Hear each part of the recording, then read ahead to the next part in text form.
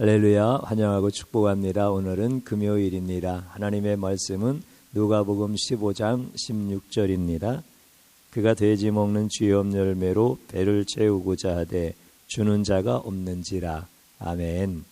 주님의 보혈로 다 씻어주시고 특별히 금요 예배 하나님의 말씀 꼭 붙잡고 우리가 기도의 자리로 들어갈 때 그 말씀이 나의 삶 속에 적용되어지고 또 적용되어져서 나타나는 나의 삶의 변화가 하나님이 기뻐하시는 검증되어진 삶이 되어지면 하나님은 여러분들을 존귀하게 하시고 하나님이 주신 모든 귀한 복을 다 누리게 하시는 줄로 믿습니다. 수요일날 하나님의 말씀이 나를 관통하게 해달라고, 그래서 나의 삶은 작은 변화 하나라도 진심으로 하나님을 향하여 세워져 나갈 수 있게 해달라고 이런 기도를 드렸지요. 여러분들, 하나님의 말씀이 왜 적용이 안 되어질까요? 하나님의 말씀이 왜 나를 관통해서 성경에서 보여주시는 하나님이 이런 하나님이시구나라고 하면서 두 손 들고 찬양을 왜 못 드릴까요? 하나님 앞에 진실로 그 좋으신 하나님 앞에 기도하지 못할까요? 그리고 나의 삶은 옛삶을 벗어버리고 우리 주님이 기뻐하시는 삶의 자리로 왜 나아가지지 않을까요? 이것은 여러 가지 이유가 있다고 판단할 수도 있지만 하나님의 말씀을 보는 관점이 굉장히 중요합니다. 그래서 제가 수요일 날 유대주의 신학에 대한 이런 말씀도 드렸었지요.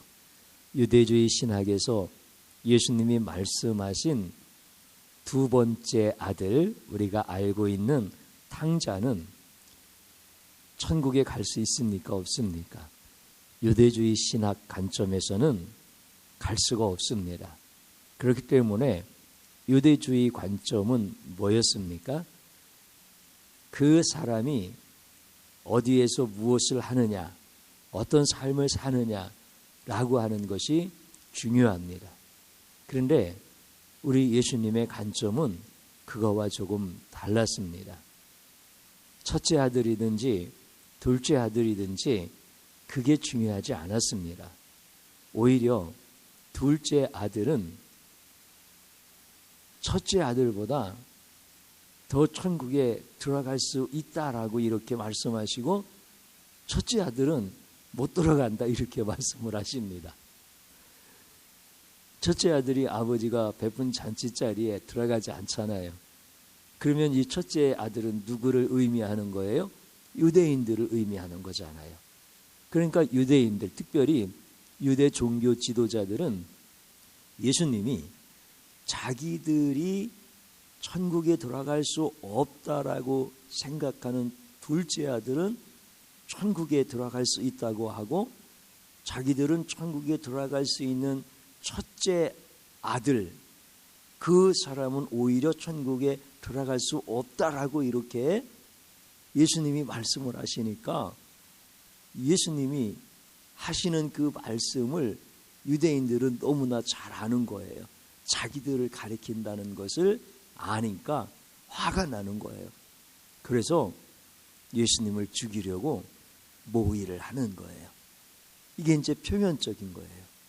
그런데 이제 예수님의 관점은 둘째 아들은 천국 가고 첫째 아들은 못 간다, 이런 관점은 아니죠. 첫째 아들이든지 둘째 아들이든지 그게 중요한 게 아니에요. 그 사람이 어떤 삶을 사느냐 뭐 이런 게 중요한 게 아니에요.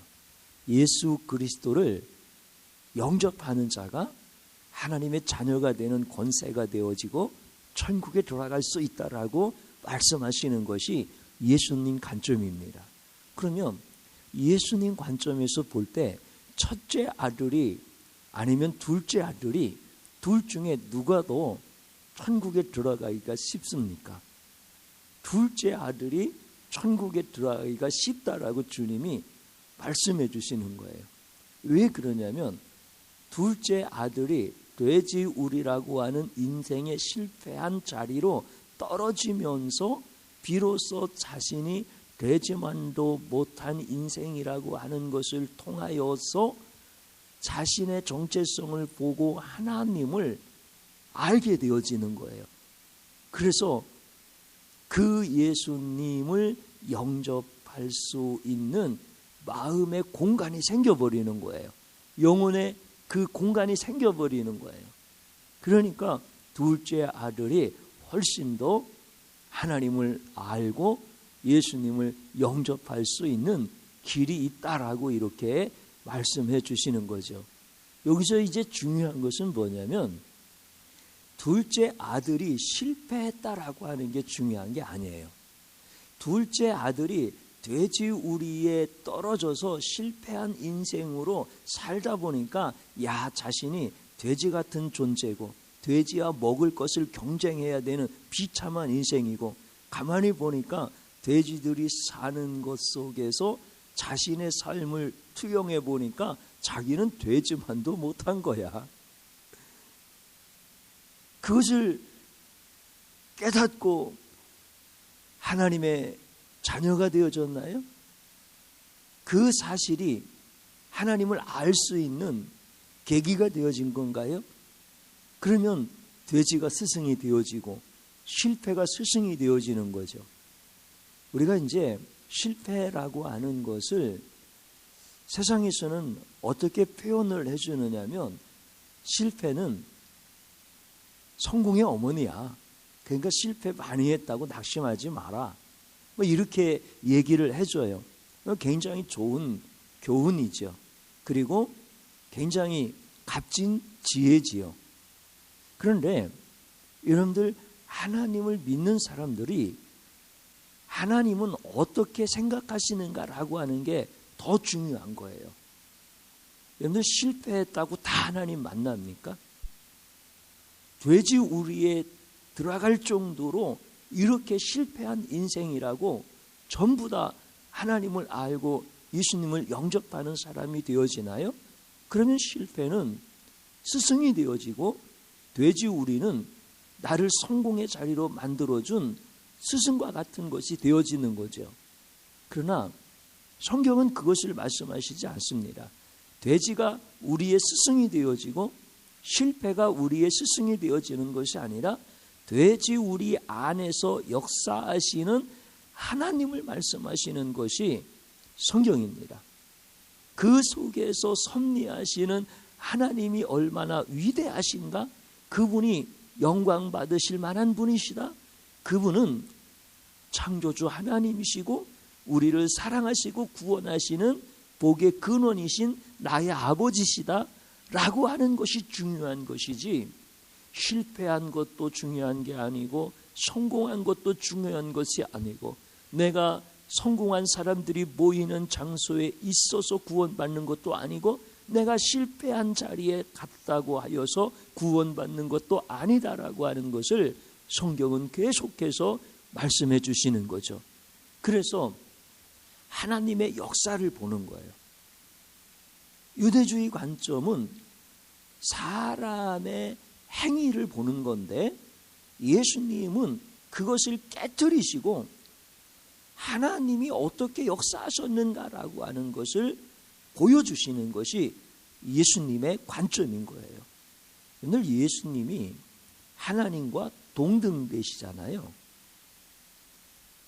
존재론적으로 하나님과 다를 게 하나도 없어요. 우리 예수님이 창조주 하나님이셔요. 그런데 사역론적으로는 하나님의 아들이 되어서 이 땅에 우리를 구원하시려고 성육신 하시잖아요. 여러분들 이게 믿어집니까? 하나님이 하신 이 일을 우리가 찬양할 수 있습니까? 여러분들 이거 쉬울 것 같아도요 굉장히 어려워요. 왜 제가 어렵다고 단언하듯이 이렇게 말씀드리느냐면 실제 우리 삶에서 그것이 이루어지지 않기 때문에 나를 구원하러 오신 하나님의 아들 예수 그리스도 또 다르게 변하면 하나님, 나를 구원하시려고 이 땅에 오신 하나님, 그분을 찬양하는 것이 굉장히 어려워요. 왜냐하면 실제 우리가 그렇게 하나님을 찬양하고 있지 않기 때문에 그래요. 예를 들어서 그런 겁니다. 요셉이라고 하는 사람을 이제 창세기에 많은 성경의 장을 할애해서 요셉에 대한 이야기가 나옵니다. 뭐 감옥에도 가고 뭐 고난도 당하고 형들한테 미움도 당하고 총리도 되어지고 뭐 이런 말씀들이 계속 나오잖아요. 그런데 요셉의 그 일생을 하루로 이렇게 한번 생각을 해보면 그는 아침은 감옥에서 그 마른 빵 한 조각을 식사로 해결한 거예요. 죄수가 감옥에서 뭘 먹겠습니까? 빵 한 조각도 감사할 수 있겠지요. 그런데 그가 점심은 어디에서 먹었느냐면 바로의 왕궁에서 왕이 먹는 식사, 왕과 마주 앉아서 점심을 먹은 거예요. 여러분들, 이게 제가 지어낸 얘기가 아니라 성경의 말씀이잖아요. 저녁은 어떻게 먹었죠? 저녁은 그 애굽이라고 하는 당시 가장 큰 제국의 총리의 관저에서, 왕궁보다는 조금 다를 수 있겠지요. 그렇지만 뭐 왕궁 버금가는 뭐 이런 정도 수준의 총리 관저에서, 총리가 되어서 그 총리 관저에서 식사를 하는 거예요. 이게 요셉의 일생이에요. 그러면 여기에서 요셉이 한 게 뭐가 있어요? 기도 열심히 했다고요? 선을 많이 베풀었다고요? 봉사를 많이 했다고요? 정직하게 살았다고요? 여러분들, 이런 인간의 행위를 통하여서 식사 장소가 아침과 점심과 저녁에 이렇게 달라지는 인생을 살 수 있나요? 그렇지 않지요. 그러면 성경은 뭘 말씀하시는 거예요? 요셉이라고 하는 일생을 통하여서 하나님이 어떻게 역사하셨는가라고 하는 것을 말씀해 주시는 거잖아요. 근데 이게 안 믿어지잖아, 성도님들. 에이, 하나님이 그렇게 하실 리가 어디 있어. 내 인생을 하나님이 아무리 하나님이라고 하더라도 아침은 감옥에서 먹고 점심은 왕궁에서 먹고 저녁은 총리 관저에서 먹게 하시는 하나님을 내가 어떻게 믿겠어? 대부분의 성도들이 이렇게 생각하겠지요. 그러니까 사람의 생각과 경험으로 하나님의 일을 판단하는 거잖아요. 그러니까 그럴 수가 없는 거예요. 그런데 실제 그런 거예요. 시간과 공간을 초월해서 역사하시는 그 하나님의 그 엄청난 섭리와 그 역사를 우리 인간들은 부정을 하는 거예요. 그러면 여러분들, 하나님의 아들이 나를 구원하시려고 육신의 몸을 입고 이 땅에 오신 이것이 믿어져서 전능하신 하나님, 은혜의 하나님, 구원의 하나님을 찬양할 수 있다고요? 내 아침 식탁과 저녁 식탁과 점심 식탁의 자리도 인정하지 못하는 우리들인데 예수님이 이 땅에 육신을 입고 오신 것이 믿어져서 두 손 들고 그분을 찬양할 수 있다고요? 그러지 못하겠지요. 그러니까 하나님이 어떻게 역사하시는지 이 부분에 대해서 성경은 수없이 우리에게 말씀하시지만 우리는 그것을 인정하지 않는 거예요. 우리의 생각과 우리의 경험으로. 그러니까 첫째 아들은 천국에 들어가도 둘째 아들은 죽었다 깨나도 천국에 들어갈 수 없다. 이게 유대주의 신학의 관점입니다. 그러니까 너희는 어떻게 살아야 된다? 탕자처럼 살면 안 되고 맏아들처럼 살아야 된다. 성실해야 된다. 윤리를 잘 지켜야 되고 계명을 잘 지켜야 되고 아버지의 집을 떠나면 안 되고 전부 다 이런 거잖아요. 그런데 예수님의 관점은 다른 거예요. 비록 아버지의 사랑을 저버리고 돼지 우리에 떨어지는 데까지 실패한 인생이라 할지라도 하나님이 어떤 분인지를 알고 하나님께서 구원하시려고 손을 내밀었을 때 그 손을 잡은 자는 구원 얻으리라 이렇게 말씀을 해주시는 거예요. 그 손을 바라만 보아도 구원을 얻으리라 이렇게 말씀을 하시는 거예요. 잡는 것조차도 내가 할 수 없으니까 바라만 보아도. 이게 성경에서 예수님이 말씀하시는 관점이에요. 그러니 우리가 얼마나 많이 하나님을 모르는 겁니까? 하나님이 지금도 살아서 역사하시는 거예요. 하나님이 지금도 우리를 구원하시고 우리를 선한 길로 인도하시기 위하여 가장 낮은 자리까지 오셔서 나와 지금 함께하고 계시는 거예요. 내가 범죄해서 내가 허물이 많아서 내가 보잘것없는 인생이라서 하나님께서 나를 관심 두지 않으셨다라고 하면 여러분들 내가 지금 여기 존재할 수 있나요?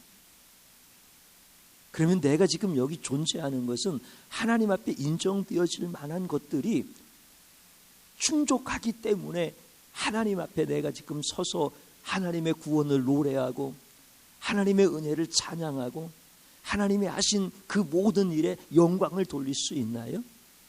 그렇지 않잖아요. 하나님께서 나를 얼마나 사랑하셨으면 나의 이 비참한 인생을 하나님께서 은혜로 붙들어 주시고 지금이라도 지옥에 던져 넣으신다 하더라도 나는 불평이 없고 나는 할 말이 없는 이런 존재이지만 주님은 가장 존귀한 자라고 여겨주시면서 위대하신 하나님의 말씀을 전하는 자로 세워주시고 그 말씀을 붙들고 사는 성도들로 세워주시고 그래서 예수님의 관점은 큰 아들이든지 작은 아들이든지 그게 중요한 게 아니에요. 인간이 어디에서 무엇을 했느냐라고 하는 것이 중요한 것이 아닙니다. 오직 하나님이 어떤 분인지 그분의 역사를 보는 사람, 그 역사를 인정하는 사람, 그 역사를 아는 사람. 그래서 요한복음에서는 영생을 뭐라고 말씀하십니까? 영생은 곧 유일하신 참 하나님과 그가 보내신 예수 그리스도를 아는 것이라 이렇게 말씀을 해 주십니다. 사랑하는 성도님 여러분, 오늘 예수님을 찬양하십시오. 날 구원하신 그분을 노래하십시오. 하나님 아버지의 그 역사하심과 그 섭리, 그 위대하심을 모든 영광을 하나님께 돌리십시오. 우리는 그 일 외에는 사실 다른 것은 할 수 있는 것이 없습니다. 하나님은 위대하십니다. 하나님은 나를 사랑하십니다. 하나님은 창조주 하나님이십니다. 하나님의 역사는 무궁하여 하나님의 섭리는 신묘막직하여 내 생각과 경험으로 판단할 수 없습니다. 그 위대하신 하나님을 찬양합니다. 그 높고 높으신 하나님께 영광을 올려드립니다. 이것이 오늘 내가 할 수 있는 일입니다. 이 삶의 자리로 한번 들어가 보시지 않겠습니까? 이러한 삶을 여러분들 적용해 보시지 않겠습니까? 그렇다면 이 시간에 그렇게 기도하십시오. 저를 한번 따라서 해보십시오. 자신의 꿈을 성취한다고 열심을 내면서도 아멘. 하나님의 역사를 부정했던 죄를 용서하소서. 이렇게 하나님 앞에 진심으로 회개하는 거예요. 내 관점을 바꾸는 거예요. 내가 예수님이 말씀하시고 예수님께서 가지셨던 그 방향대로 보지 못했던 내 유대주의적 관점과 세상주의적 그 관점을 내가 회개합니다. 주님, 내가 이제 하나님의 역사를 보게 해주시고 하나님의 역사를 보지 못했던 이 죄를 용서하여 주옵소서. 이렇게 진실로 회개하는 거예요. 또 한번 따라서 해보십시오. 위기가 오는 것을 두려워하지 않게 하시고, 아멘. 위기 가운데서 하나님의 역사를 보게 하소서, 아멘. 이렇게 또 하나님 앞에 간절히 기도드리는 거예요. 주님 한번 부르고 기도의 자리로 들어갑니다. 주여 감사합니다. 나는 주님의 위대하심을 몰랐습니다. 나는 주님의 그 섭리와 주님의 그 경륜을 몰랐습니다. 나는 내가 내 행위를 통하여서 의로움을 가지고 주님 앞에 나가는 줄 알았습니다. 내 모든 행위를 저울에 달면 하나님, 그것이 하나님의 측정값에 미치겠습니까? 나는 이렇게 미련하고 무지하고 악한 종이었습니다. 불쌍히 여겨주시고 긍휼히 여겨주시고 이제 하나님이 어떤 분이신지를 더 깊이 알기를 원합니다. 내가 내 꿈을 이루고자 열심을 내면서도 하나님의 역사에는 관심이 없었던 이 무익한 종을 용서하여 주시옵시고, 이제는 위기가 올까 두려워하는 인생이 아니라 이미 위기 가운데 있을지라도 하나님의 구원의 역사를 바라보며 하나님께 모든 찬양과 영광을 올려드리고 하나님이 하시는 일을 기대하게 하여 주옵소서. 이 시대가 예수님을 잃어버렸습니다. 이 시대가 하나님을 마음에 두기를 싫어하는 악한 세대가 되었습니다. 성도들이 깨어있기를 원합니다. 사랑하는 성도들은 하나님의 위대하심을 보게 하시고 하나님의 역사를 보게 하여 주시옵시고 하나님의 그 영광만을 찬송하게 하여 주시옵소서. 예배가 예배되어지게 하시옵시고 말씀이 말씀되어지게 하여 주시옵시고 우리의 모든 삶 가운데서 하나님이 주신 말씀 붙들고 기도하다가 우리 하나님께서 사랑하는 자의 그 존귀함을, 사랑하는 자의 그 아름다움을 우리 하나님께서 높여주시고 들려주실 때 오직 하나님께만 영광이 되게 하여 주시옵소서. 예수님의 이름으로 기도드리옵나이다. 아멘.